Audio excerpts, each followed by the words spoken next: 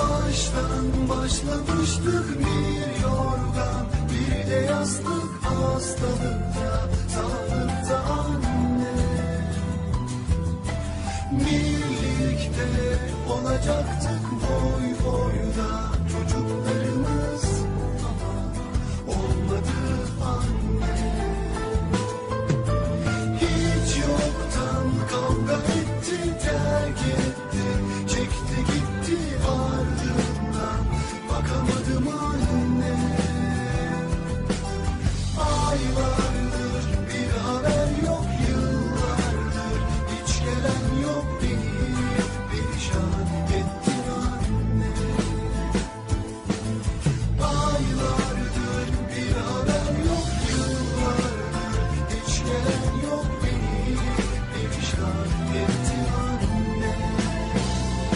Yar nerede şimdi, nerelerde anne, canım canım, aşkım yaşamlarım nerede? Sevgilerimi verdim, hayallerimi aldı hayat yolu, zindan etti anne.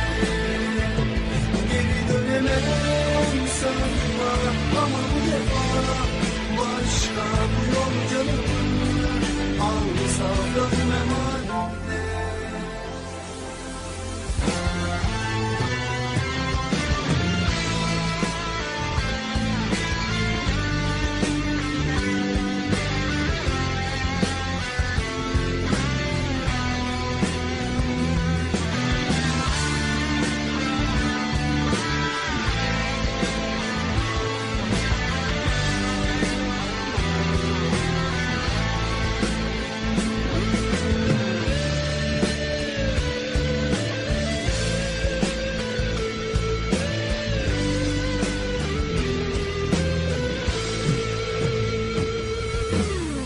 Uzun içtiğim sigaram yok, başka bir numaram, mercek işte kanar yaram anne. Aklımı düştü saçlarına, kar mı yağdı dağlarına, söyle oğlum böyle ağlama.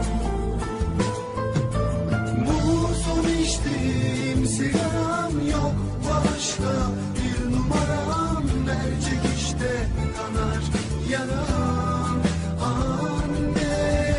Ah da düşse saçlarıma,